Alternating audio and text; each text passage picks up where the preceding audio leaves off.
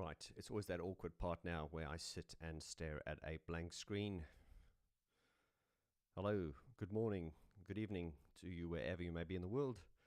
Welcome to this live stream, unplanned, just popping up. It's been a while, so if you're there, just introduce yourself, and you can help me by telling me if you can hear me. That'll be a good start. So if there's anybody out there, just let me know.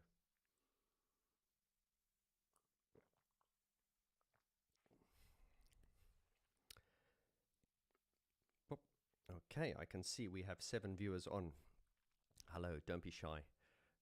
If you're there, come on. First things first, tell me if you can hear me. Ah, Tony Duncan, the man that doesn't sleep. Hello, Tony. Dave Fox, hello. Gentlemen, can you hear me? Ah, Super Eventide says hi. Oh, and you can hear me. Oh my God, I can't believe this. How many times have I tried to do a live stream, and every time I've tried to do a live stream, there's something always goes wrong. I haven't done much live streaming on this channel. It's something I want to start doing as part of the new setup. But as you guys know, every time I scheduled a live stream, there was always technical problems. But it seems better when I just pop up from nowhere. So hello, good afternoon, good evening to you wherever you are in the world. I'm broadcasting from Europe now. I have left the UK, so I'm a different time zone, slightly different. But yeah, still on the same planet, of course. And we have Tony, we have Dave, Super Eventide, Nostalgia Keys from Florida, hello. Thomas Toth, hello. Steve Blair, hello. Okay, so we'll just give you Dave Fox, hi. Dave Fox saying, loved the in-depth series with the boys you have done. Thank you, Dave. I assume you're talking about the Mesh in-depth series that I did. Part 1 came out last Sunday, and there's a lot more to come. There's another 3 parts, which are the Geek Talk parts. So I went down to Bristol, interviewed them, and so there was that first interview you saw, which was called Inside Mesh, or Deep Inside. And then what follows tomorrow are the Geek Talk interviews. Tomorrow is the Geek Talk interview with Mark Hockings, the singer. The following week it'll be with Rich Silverthorne, the genius music man, producer. And then the week after that it will be with Sean Sulman, aka the Drum Maniac. One hell of a drummer he is. So you want to tune in for those in-depth Mesh little videos. As you guys know, I have officially joined Mesh. Mesh, the touring side. As I say, Mesh, I always have to articulate. Mesh are Mark and Rich. They are the duo. But I am now officially part of the Mesh band, the live band. Mesh been going for a long time now, and I think you've all been very positive towards me joining them. I've been very honored to join them because I was a fan of theirs. I still am, and it's not often someone that you're a fan of will ask you to join them. So seeing that Depeche Mode hadn't asked me yet, I figured, okay, well, I shall join Mesh. They were the first to ask, but anyway, I'm not trying to sound egotistical now. Right. So I think if you've been a subscriber of the channel for a while, you've probably noticed that if you've been following the channel since it started, you probably noticed being a part of the ups and downs. I think I'm a very open person, and what you see is what you get, and I think you guys are always aware of all my struggles and highs and lows, and I share it with you. But yes, I have left the UK, just to confirm the rumors, and I am now living in Tallinn, which is the capital city of Estonia.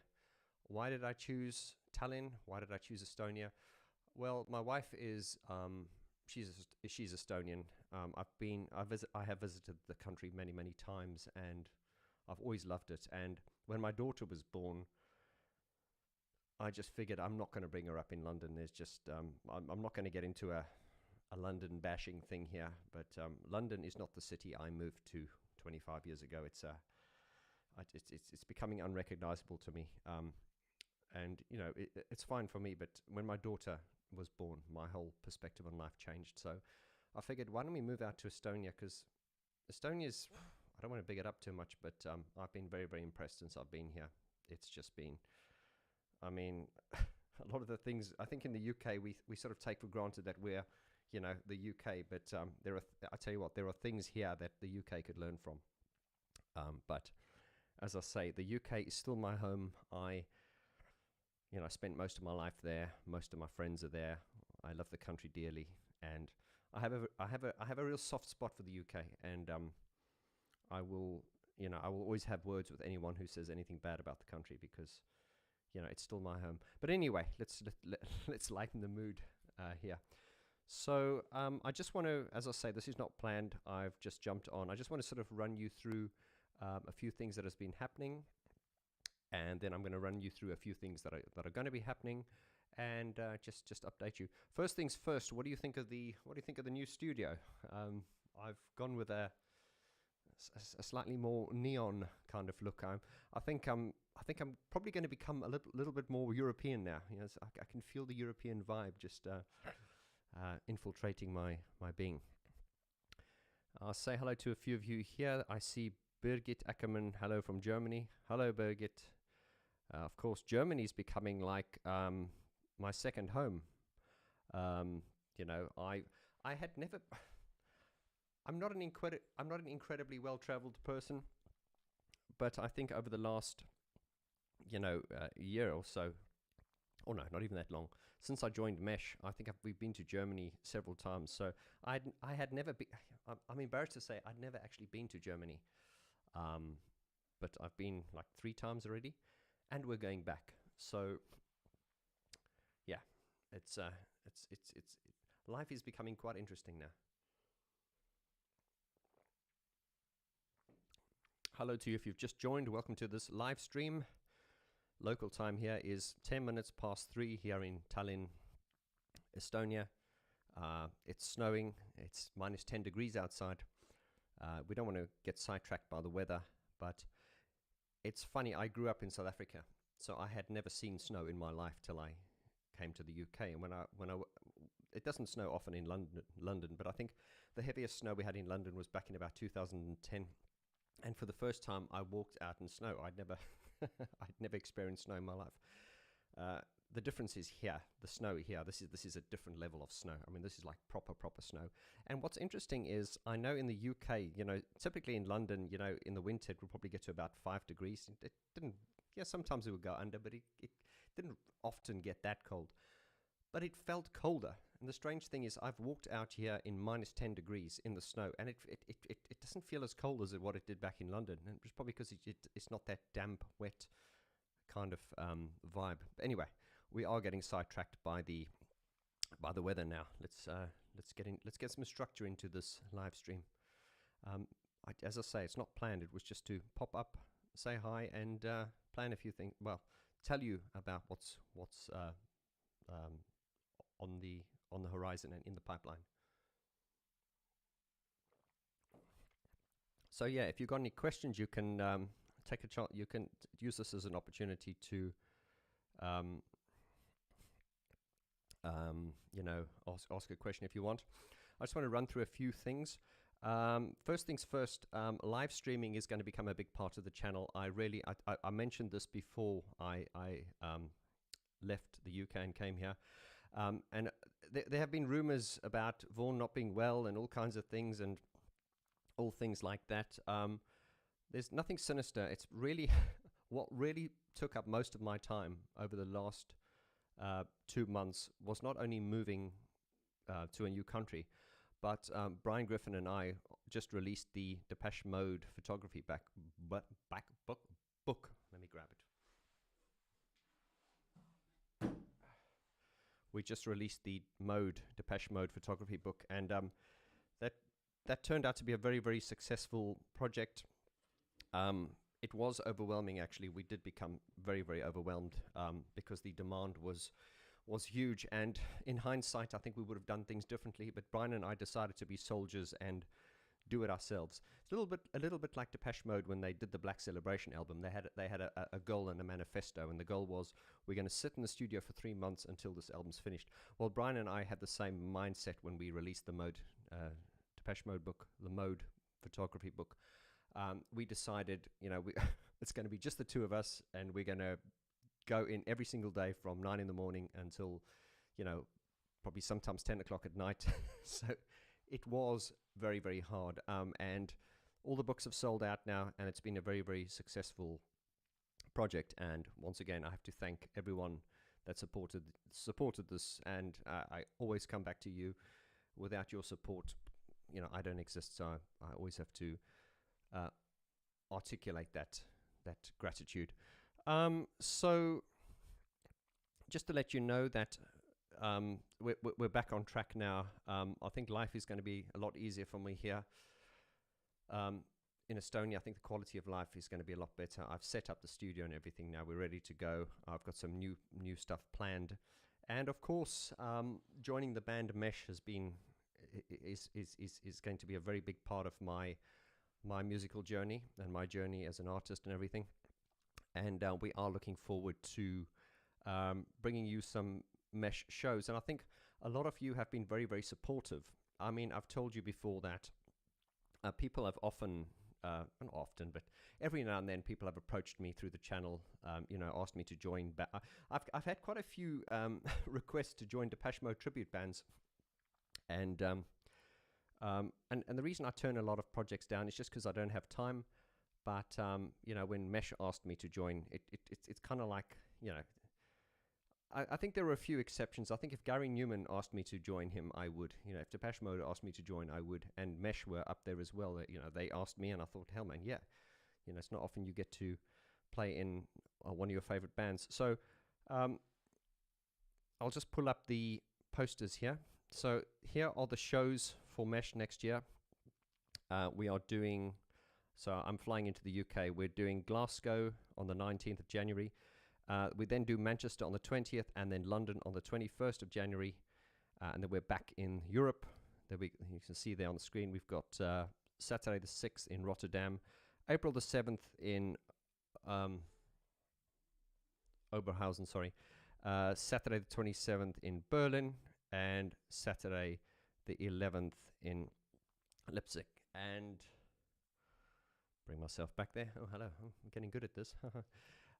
So yeah, if you haven't checked out Mesh's music, really check it out. As I say, I'm not trying to force it upon you. I just think a lot of people who watch the music, a lot of you who follow my channel, you have a similar music taste to me, and I'm pleased to say that we've introduced Mesh to not that Mesh need my following. They're very, very well established, but I think we have brought new people to the Mesh community, and we're meshing well together.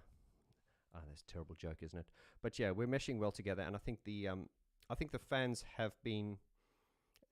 It just felt natural, because it feels like a natural. Me joining a band like Mesh is just up my street. It's not like I'm joining some kind of cabaret piano kind of thing. So it does work very, very well. And of course, a lot of you have been asking, Mesh to come to America. I know Mesh have done America before.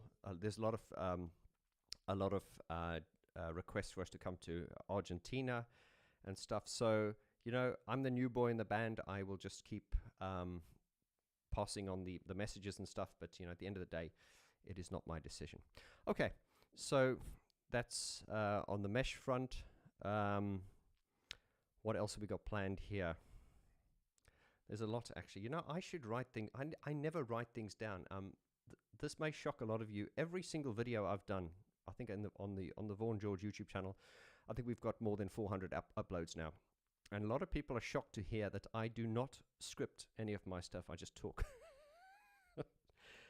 And of course, I know it's not everyone's brand, but some people have suggested I should get an auto cue and stuff like that, and I'm like, Well, no, it's not the way we roll here.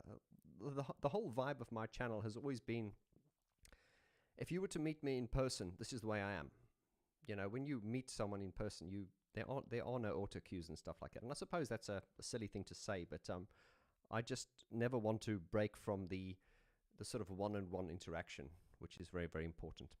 Anyway, so far as the channel's concerned, if you're new to the community, I want to welcome you with open arms and say welcome. I hope you will stay with us. And if you would like to go deeper inside, you could join watchvg.com. Watchvg.com is my own streaming platform, and this is basically a platform where you can see pretty much the videos that are on this channel, but you can see longer and more in-depth versions, and it also allows you to see content that is, not interrupted by adverts, and I can be a little bit more edgy than what I can be on YouTube. So do consider joining watchvg.com if you like what we're doing here, and of course it is a great way to support this channel, the community, and things moving forward. Right, so I'll take some comments here. Diane Gates says hi from Australia. G'day. Australia. What time is it there? What time is it there now? My sister lives in New Zealand, and it's always difficult. New Zealand, Australia. Speaking of New Zealand and Australia, I've had a lot of people from New Zealand and Australia who have supported my music and Mesh's music, and often always say, "Oh, you should come to Australia and to New Zealand." And as I say, I've got my sister that lives there, and it's just such an awkward route. Not an awkward country, but just the traveling is just so awkward. And I guess I'm lazy, but I would love to come that part of the world eventually. I see Tony Duncan asking states. Tony, we are planning lots of things. Also, I want to give a shout out to Rob Rom from Depeche Mode Global. He's our good friend from I like to say the premier Depeche Mode Facebook group, and he's done a lot for the Depeche Mode community. He came down to visit Brian Griffin and I earlier this year in the UK, and Brian and Rob Rom and I have been seriously talking about doing some events together, because we've often spoken about me coming to America and us doing some events together. I know in California there's a tremendous Depeche Mode community, and yeah, so I mean that's probably the thing is, America's such a big country. It's like where to plan a move to America, a trip to America is not easy, especially for me who lives in a small country now. Things are the scale of America has always done my head in. I just can't get my head around it. Okay. Speaking of Depeche Mode, my God, those guys are on fire at the moment, aren't they?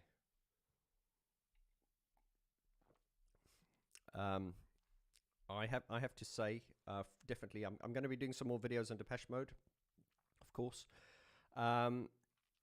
I want to do one of my sort of soon up and coming ones will just be like sort of like an update video on following, because obviously I have been sort of like following the tour.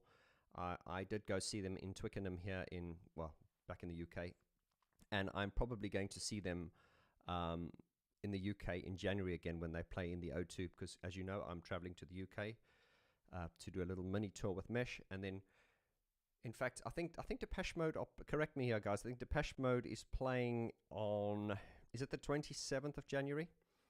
And on the 22nd as well. I think they're doing 2 days there, dates there. Don't quote me on that. And I think at the same time, as I've said to people, Mesh, or we're playing on the 21st in London. So, if you are traveling down to see Depeche Mode, why don't you come down and kill two birds with one stone and come and see Mesh as well. Right, let's take some comments here. Hi from Moscow. Hello, Daria. Yes, there is a lot of. I think I think Moscow is even colder than here. But hello to you there. Miles B, are you still working on the on the SoFad album review series? Yes, Miles. We've got the first episodes of those uploaded onto watchvg.com.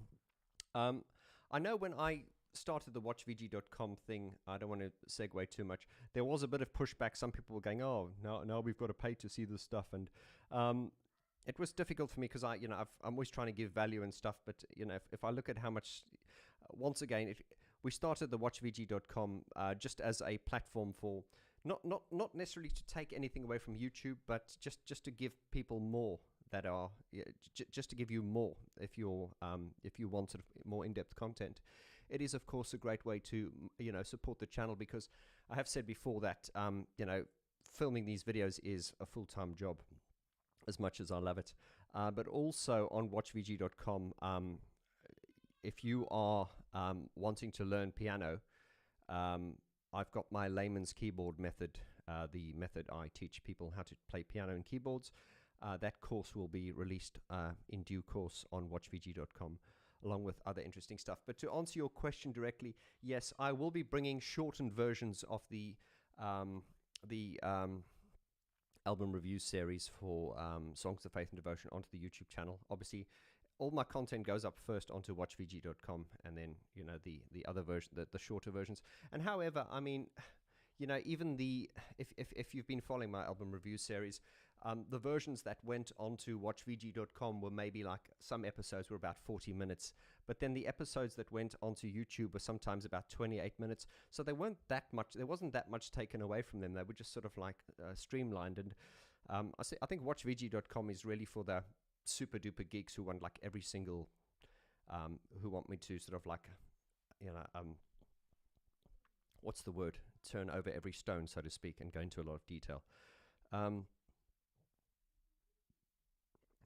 Oh God, I just saw Alan Wilder's name on here. Let me go. What you saying?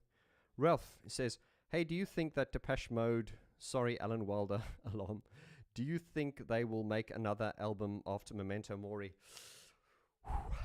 I'll put it to you this way. I think, and I could be wrong, I think this will be their last album. That is my gut feeling. That does not mean that Dave and Martin will retire from the music industry. I think Dave will probably go on to focus on the Soul Savers, and Martin will do more of his techno records, or that modular stuff that he does. So I think they'll probably do solo stuff, but I really think this is the final Depeche Mode album, and if this is their final album, I'm happy, because I think they've ended on a high. I'm happy that we got this album, because to me Spirit was just Spirit was not that good in my opinion. So I'm happy that we got the album we did.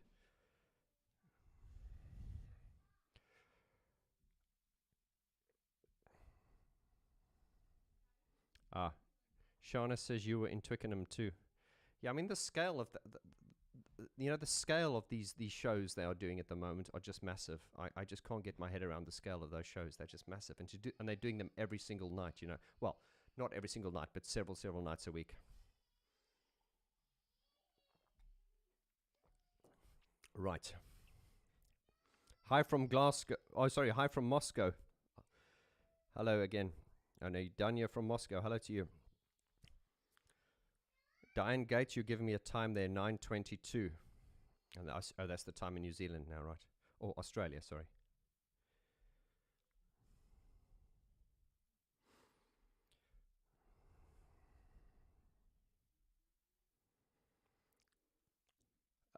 Tony Duncan saying, I guess you'll be getting solo work for sure. Here's something, guys. I'd love your feedback on this. My channel's been kind of well known for these piano renditions of Depeche Mode songs, and I often, whenever I do a piano rendition of something, the idea is I like to strip things back. It's like when I hear a full scale production by a band, I like to strip it back to its bare elements, so that people can kind of hear how good it is in its most simple form, aka on a piano. And that has given I've received so much positive feedback on those piano renditions I do. Many times people have asked me to please release a an album of Depeche Mode piano versions, and that is something I'm seriously looking at the moment. Only because, I mean, loads and loads of people have asked. So I've just thought, oh, well, why not do it? It'll probably just be released digitally. I'm not going to do hard copies. But then, of course, and this is where some of your feedback may be helpful. We don't want to talk about it too much now, but I do think if I am going to do that, how do I do it? Do I do it on an album by album basis, or do I do it on like a period basis, or do I just do a like an album which is my favorite piano versions of Depeche Mode songs? There are different ways of doing this. I just figured I would check with you guys there. I also think for those, I'm also, as I say, to those of you who contacted me about learning, piano and keyboards and things like that, I do have a course which I teach one-on-one through my watchvg.com, which is called, I call it the layman's keyboard method. And the reason it's called the layman's keyboard method is because it is a very layman's way. For those, I think people are often shocked or surprised when they know that I've never studied music. I've never had a music lesson in my life. And I think I'm proof that you can do something if you apply yourself and you really want to. The layman's keyboard method really is it's the method I used to teach myself, and I've had success teaching people it.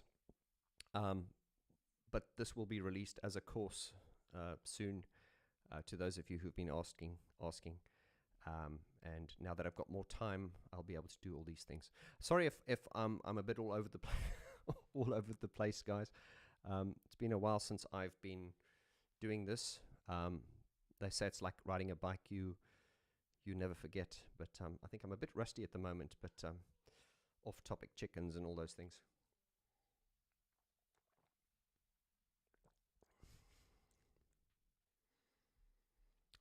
Lloyd's on. Hello, Lloyd. How you doing, brother? Shout out to Lloyd Edward Day, head admin of the Vaughn George Facebook group. Hello, Lloyd. How are you? Lloyd is confirming the Depeche Mode dates in January. They are the 22nd and the 22nd and the 27th of January in London in the O2 Arena. Now, I know Rob Rom. Rob, if you're watching, Rob's going to be in the UK at that time. We're going to hang out together, and we're going to go to one. I don't know which show we're going to, Rob. Are we going to the 22nd or the 27th? I'm excited to go because I saw Depeche Mode in Twickenham, and I mean, I'm not a fan of Stadium acts. I mean, it's great for the the sheer scale of it, but the O2 Arena is big, but it's not as big as a stadium. And I think the problem when you're doing stadium gigs, like certainly in the summer, when the band comes on at like 9 o'clock, the sun is still shining, and the sun is pretty much shining halfway through the show. I mean, it's only really the last sort of 8 songs where you get the full effect of the lighting. So I look forward to seeing Depeche Mode in a closed venue this time. I'm not a fan of open air venues.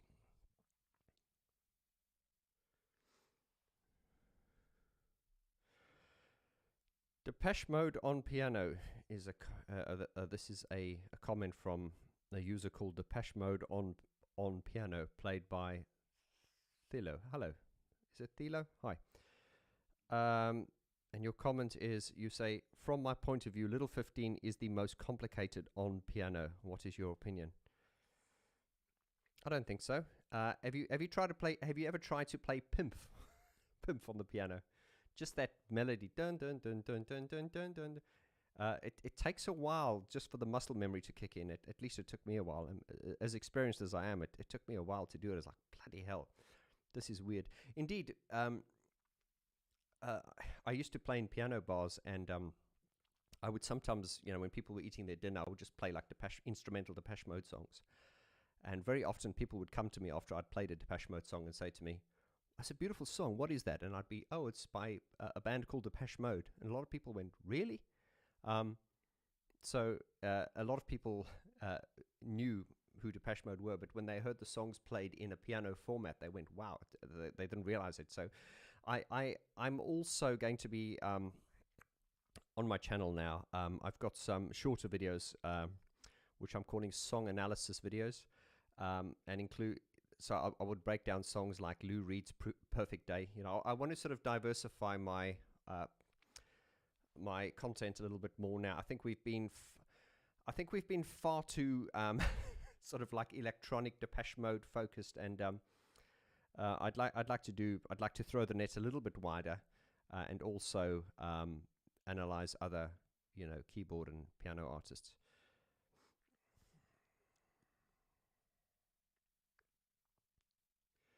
Super Event Tide says, do you still have the Emacs? No.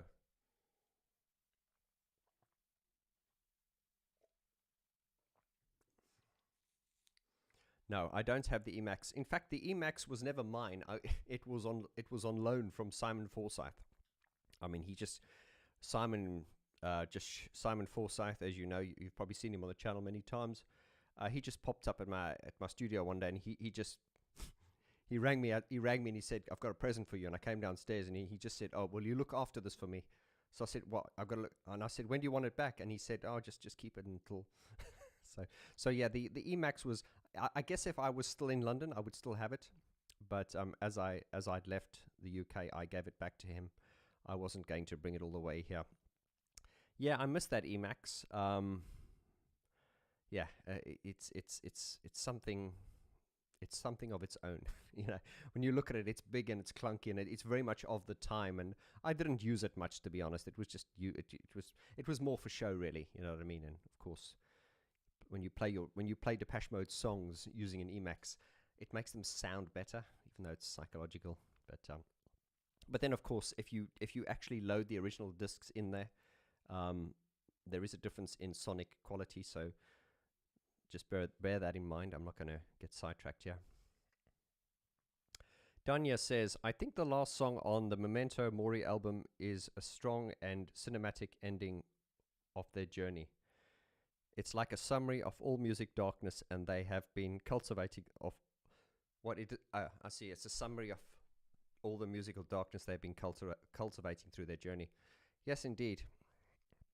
It's funny you should say this. I actually listened to Memento Mori yesterday for the first time because I've got my CD player wired in and everything. So I listened to it for the first time in a long time, you know, since probably in a couple of months, and I must say I enjoyed it. Still not keen on Caroline's Monkey, although it doesn't sound as bad to me now. Well, it never sounded bad. That's not the right thing to say. I wouldn't say I enjoyed Caroline's Monkey. I was just like, oh, come on, Martin. When I heard Caroline's Monkey the first time, I thought, Jesus, Martin, I thought you stopped drinking, mate. But yeah, some people love it. Anyway, listening to Memento Mori for the first time yesterday, I actually enjoyed it. I really enjoyed it. I think the snow here and the air is so clean here. I think it's clearing my perceptions. Tony Duncan says, I like a bit of variety. Yeah, Tony, you do, but you like your hard music, don't you? You like your hard-hitting stuff. Tony Duncan, good man. Love you, Tony. Diane says, it's good to see me back. Thank you, Diane. It's very good to be back as well.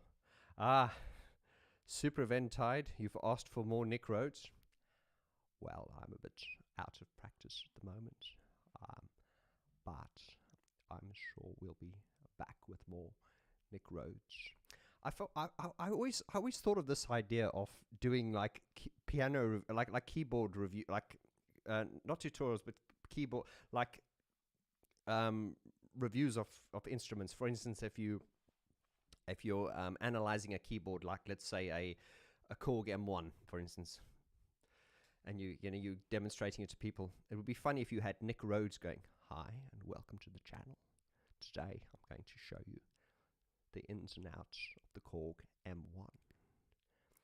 Well, now, it's not actually a real keyboard. Because anyway, I don't want to get all Nick Rhodes. But yeah, Nick Rhodes, I have to say Nick Rhodes. Nick Rhodes from Duran. Nick Rhodes will be making a appearance on the channel more frequently. And I love his voice. It's just kind of croaky, isn't it? I do love Nick Rhodes. He's just so, he's like a prince, so laid back, nothing to prove.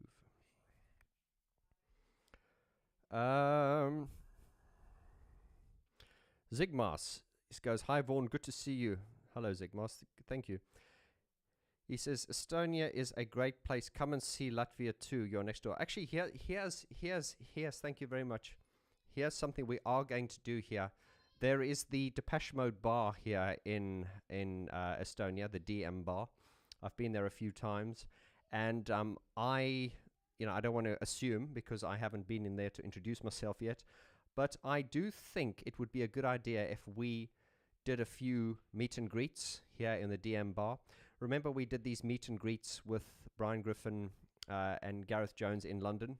Well, the reason we did those was because I wanted to, see what the interest would be. And I think there is a bigger interest for that kind of thing in Europe than what there is in the UK.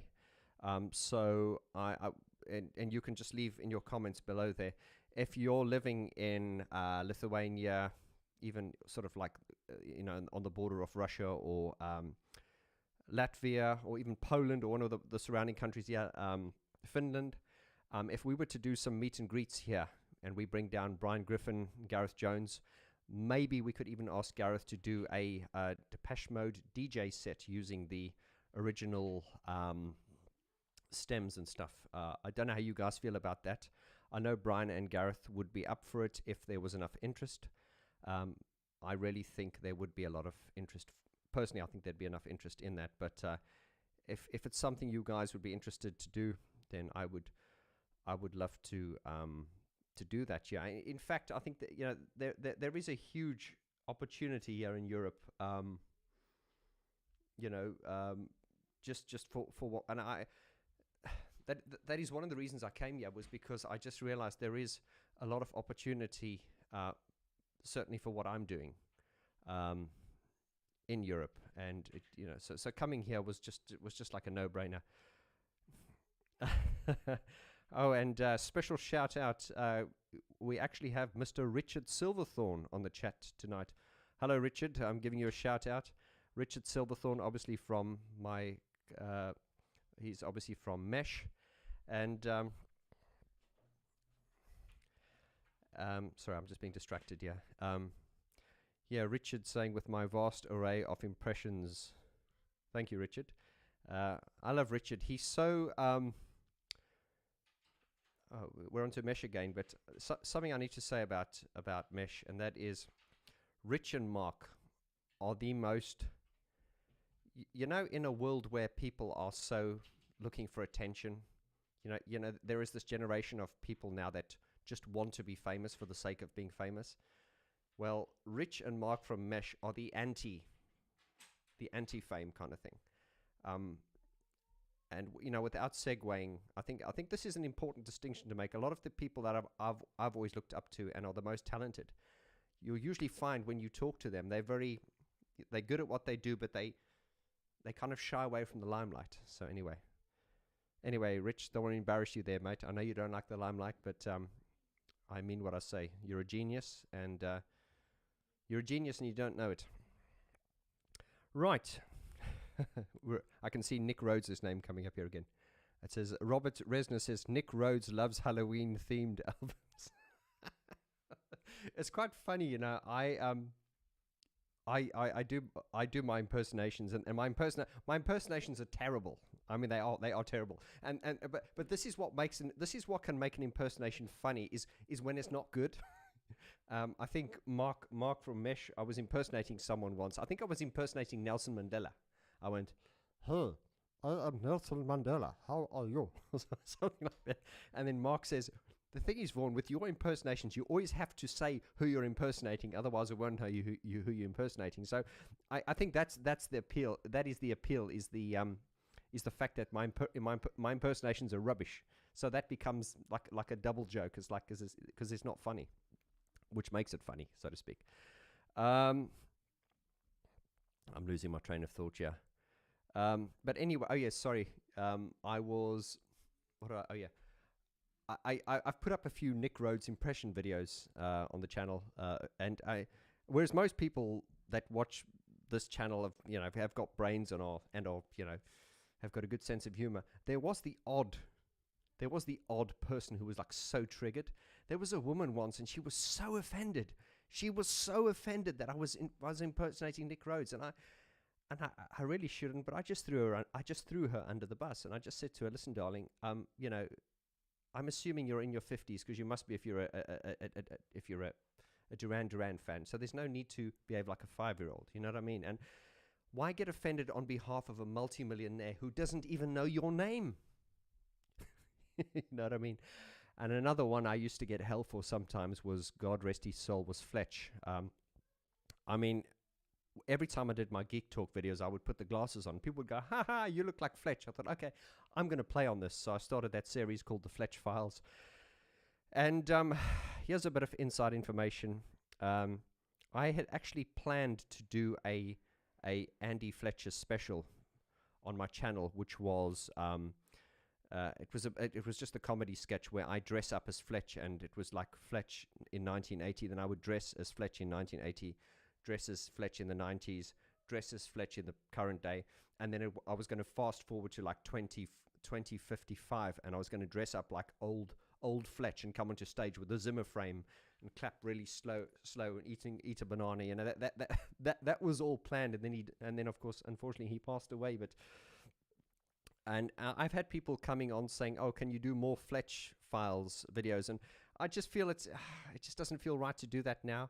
I think it's interesting, some people say you shouldn't joke of the dead, and there are two things with that. I think death, as Ricky Gervais says, is although it's final, I think nothing's out of bounds. You can always do things. It depends how you do things. If you want to, you can if it's done in a tasteful way and it's kind of honoring them or flying their flag, so to speak. Then I suppose, I guess what I'm trying to say is, the death of Fletch is still a raw nerve. Pardon the pun. That's a Depeche Mode song, Raw Nerve. It's still a very raw nerve thing. That's why I've kind of refrained from all sort of things like Fletch claps and Fletch jokes and things like that. But the funny thing was, there was a little bit of pushback whenever I did like the Fletch clap and I made the silly jokes, and people would go, "Oh, don't insult Fletch." And I had one of my subscribers was friends with Andy Fletcher's wife, and he actually sent her one of my impersonations. Now, whether she saw it or not, I don't know, but this subscriber of mine told me that Fletcher's wife has got a great sense of humor and she would love this. And I'm sure if Fletch saw it, he'd laugh as well. And I'm sure if Nick Rhodes saw my impersonation, he'd be like, "Yeah, whatever, man." He's not going to be bothered. It's usually these hardcore fans that are so precious about things. And you know something? When they are, it's like a Red Bull it's like a red rag to a bull. I just go for it. Anyway, off the impressions. Sorry if you can hear some drilling. They're doing some drilling outside. Yeah, I hope it's not coming through the microphone. Should not be. Right, let's read some more comments here from, is it Ponna? Ponna, hello. Ponna says, "Good afternoon, Vaughn. Have you heard Vince Clarke's solo album? Just wondering what your thoughts are. It's off killer, and it's not the normal radio-friendly stuff, but moody and great." Ponna, I've heard a little bit of it. It's something that I want to focus on a little bit more. Gareth Jones, shout out to Gareth. He just he did a support. He did one of the support slots for Vince Clarke when they played recently. And it's something I want to sort of circle back on. I have heard some of the tracks. I think it was interesting because there were some mixed reviews, and I did see some people were a little bit disappointed when they heard it. Because here's the thing: I think when people heard Vince Clarke, they think of Erasure. And Erasure's got that real sort of like ding ding ding ding ding, that real sort of like plinky plonky sound, and plinky plonky in the best way, because I absolutely love Erasure.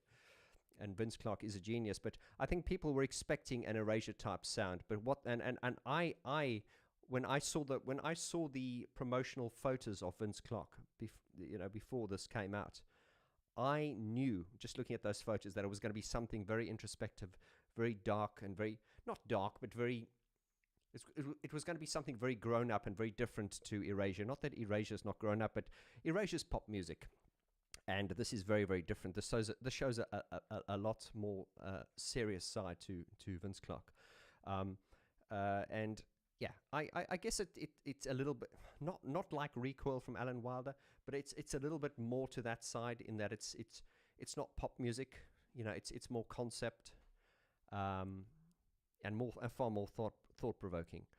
But yeah, I can see why Erasure fans would probably not get it, kind of thing. Although I have heard from a lot of people who said it was brilliant, so I will check it out and do a review on it. Tony Duncan says, I hope someone makes fun of me after I'm gone. That's right, Tony. I'll make fun of you while you're alive, brother. But yeah, I think making fun of someone after they're gone is not a bad thing. It depends how you do it, you know what I mean? Diane says, do you have an appetite to interview the Depeche Mode superfans on your channel, such as Rob Rom, Jean Christian? Yes, in fact, Diane, that is something that Rob Rom and I actually spoke about when he came over to London earlier this year. I want to do a sort of like a podcast, probably with Rob and maybe 3 superfans. So I'm going to ask people to just,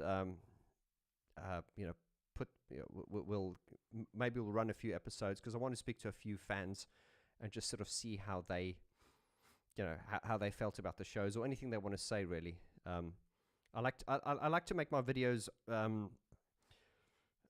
I think those of you who've been following me from the beginning know that I like to make this channel about us. I don't want it to be about me. It's about us, and so the more involvement I can get from you guys, the better. So yes.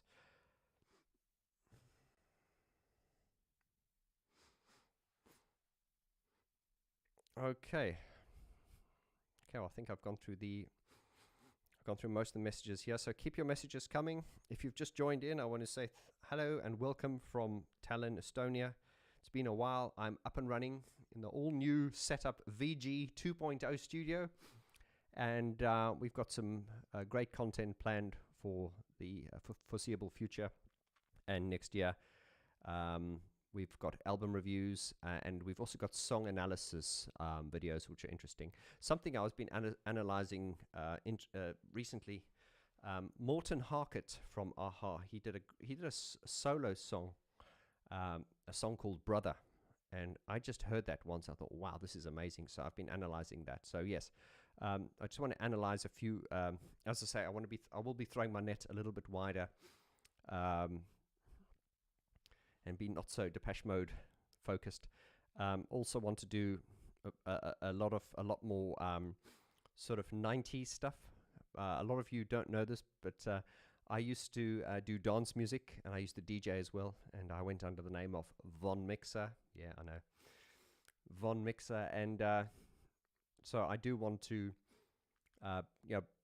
do some more videos on, the pioneers of electronic dance music, and some of the dreadful ones as well. So it'll be good for a laugh.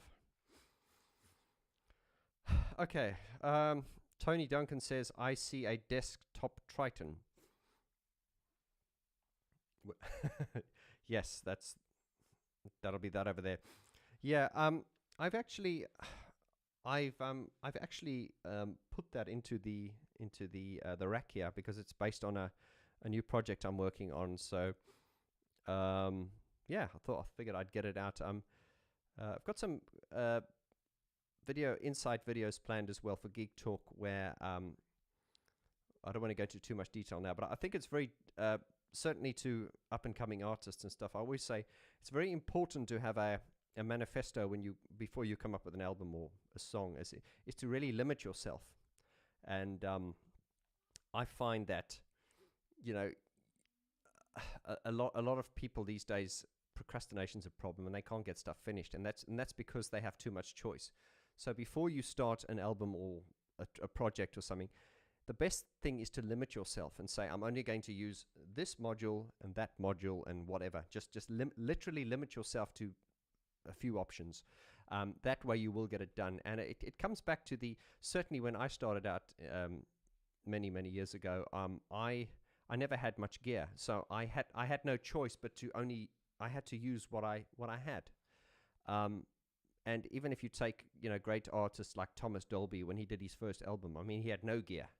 And if you listen to the way he made his first songs, it was just like, wow. I mean, if you watch the documentary with Andy McCluskey from OMD, and he plays you the multi-tracks, the stems from songs like Enola Gay and Electricity. I mean, they had no gear, but those records sound amazing. So because they had no gear, they were focused more on the song, and the question was, how can we make this song as good as possible? Whereas these days, people are like, oh, which plugin should I use, which compressor? And it's like, and you just lose yourself. And I'm guilty of this as well. So video on that coming soon. Limit yourself. Right. Two Finger Fletch. That's a great name. Two Finger Fletch. What is Alan Wilder doing? Retired or fed up with the industry? I think both. Yeah, fed up with the industry, tired, and just enjoying time being a father at the moment. But the Alan question. I think Alan is such an enigma and such a legend and such a mystery. Everyone wants to know where he is. Miles B says, stupid question. Did you do that Spotify wrapped thing? No, I didn't, Miles. It's quite embarrassing because if I did the Spotify rap thing, I mean, my latest project Vaughn doesn't have much listeners. It was quite funny when I joined the band Mesh. I was playing the songs to my dad, and my dad said to me, "Yeah," he said, "it's kind of like your music. It's just more listenable." And I went, "What do you mean?" My dad said, "Yeah, you should do more music like this. It's easier listening." Because my dad always says to me, my music's dark and moody, and it's just too dark. And anyway, it's the way I think. Anyway, I'm getting I'm getting distracted. Yeah, I bet. Yeah. So yeah, I haven't shared my Spotify rap because it's not that impressive. It's a bit embarrassing actually. Sean Kennedy. Oh my God, here's a blast from the past. Well, hi there. Good to see you live streaming, Vaughn. A few familiar names in the chat as well. Mr. Kennedy, you're another one that's been very, very rare. Welcome back. Welcome back. Pew Burrito. Hello. Vaughn, Tallinn is a great beach club scene in the summer. They shot Chris Nolan's... oh, right. Tenet there.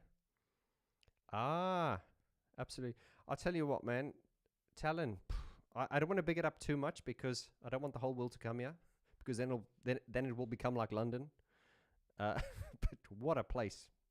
What a place! I'm calm for the first time in years. Really. Tony Duncan. Oh, don't get him started. Here he goes. Geek. Love you, Tony. He goes, I've been using Arturia Microfreak and Mini Freak almost exclusively on my latest. Tony Duncan, do check him out. He's one of the hardest working men in the world and also one of the most prolific producers I know. Check him out on his Electronaut project and also Rancid Poets. It's like, what's it, Tony? Like an album every week. George Garcia says, man, you look great. Oh, thank you. Good filter on you. No, there's no filter on there. No, it's just good lighting. Thank you. That's good. No one has said that. It's funny. People will tell you when you're looking great, but they won't tell you when you're looking rough. And I think I haven't had compliments in a while because I think I was just looking rough all the time. But thank you, George. Flattery will get you everywhere. He goes, I've enjoyed your time with Mesh, with all these new influences and stories you've lived with them and on the road. Are you going to include them on your new EP, LP? Ah, yes. Yes, well, I can't answer anything there, but it's a great idea, and the answer is maybe. Nicholas de Jager. Hi, Vaughn. Greetings from fellow South African. Fellow South African and Depeche Mode superfan. Been watching your reviews on Depeche Mode for a while. Penny for your thoughts on the influence of Depeche Mode on metal music in general. I think it's interesting.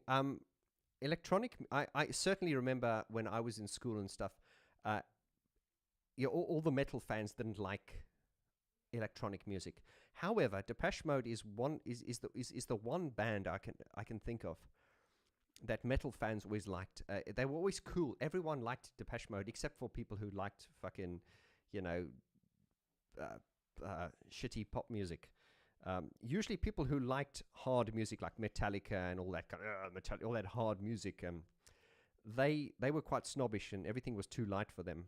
But they always tended to like Depeche Mode as well, which is interesting. So Depeche Mode have always been liked by a lot of genres that are different. Peter McCalla says, by the way, the story with the train and the keyboard in the towel was terrifying and funny. That was a very embarrassing situation to be in, Peter. I just realized, I thought, I'm playing in a proper band now, in a proper venue, and proper, this band has got crew and they've got logistics and everything, and I show up at a gig with my keyboard and towel. Of course, that won't happen anymore because we're now established more, so we've got some proper keyboards now. Well, not that Mesh don't have proper keyboards. Mesh are very, very well organized and very, very they're the real deal. So I will be doing a video soon on my keyboard rig that I will be using live at the Mesh shows. And we've got some proper keyboards now with flight cases, so no more towels. Sean Kennedy says, left London too. Best decision you've ever made. Yeah, no, London, you've served me well, but it was time to move on.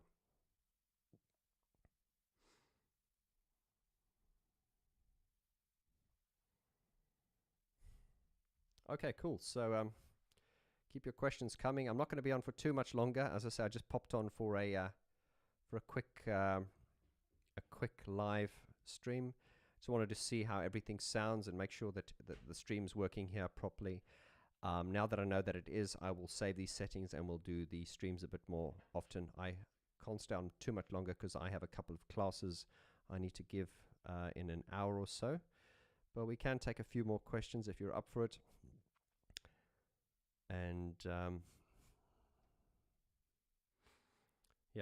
Super Ventide says The Cure and Depeche Mode fans. Yeah, it's funny. The Cure as a band, very different to Depeche Mode, but very often Cure fans often like Depeche Mode and vice versa. It's interesting. It's kind of like the whole Gary Newman and Nine Inch Nails thing. A lot of Nine Inch Nails fans love Gary Newman and vice versa. I'm personally not a huge fan of Nine Inch Nails. That doesn't mean I don't like it, or I certainly respect Trent, but it just hasn't resonated with me. I probably haven't heard enough. I just find it too angry. It's just too angry. Robert Resner says, Robert Resner, any relation to Trent? Haha. Robert says, I heard Brian Eno keyboards on the latest. Oh, it's going too fast here now. Where'd you gone? Sorry, your message just jumped somewhere. I can't find it anymore. Sorry, Robert.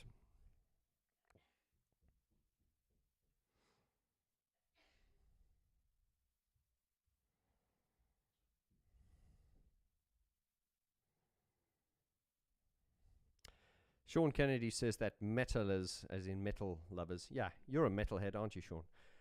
Metalers are always all right with Prodigy, yeah, because of the aggression. Yeah, no, that's true. I think, I mean, there is this real sort of like authenticity and snobbishness often with with metal and metal bands. And let's face it, because in order to be in a metal band, it's not like being in a punk band where you learn 3 chords and you just bash them. To be in a metal band, you need to be a really, really, really accomplished musician. To play at the speed and everything that they do. There's no backing tracks, so there is this snobbishness in metal bands, and rightfully so, because what they're doing is completely live a lot of the time. So usually bands like that would have a problem with bands like Depeche Mode or Prodigy and stuff, which are very production based. However, Prodigy is another one which no one really slags them off, well, unless they're Kylie Minogue fans, I suppose. But I like Kylie. But yeah, Prodigy always gets that respect, as does Depeche Mode. They always get that respect. Sorry, Robert, I was reading your comment and it just disappeared. I don't know where it's gone now. Okay, guys, so I'm gonna cut the stream short here, or I'm gonna end it here now. I just wanted to make sure that everything worked, and now that I know that things are working, there's been no dropouts and everything, I will go back and watch the video and just make sure the sound and everything was good. And then we'll be doing a lot more live streams in future, so be sure to keep notified. Some really good stuff coming. I want to thank you as always for your support and everything you've done, and for always being here for me. I will see you all very soon. Take care of yourself. Lots of love. Adios.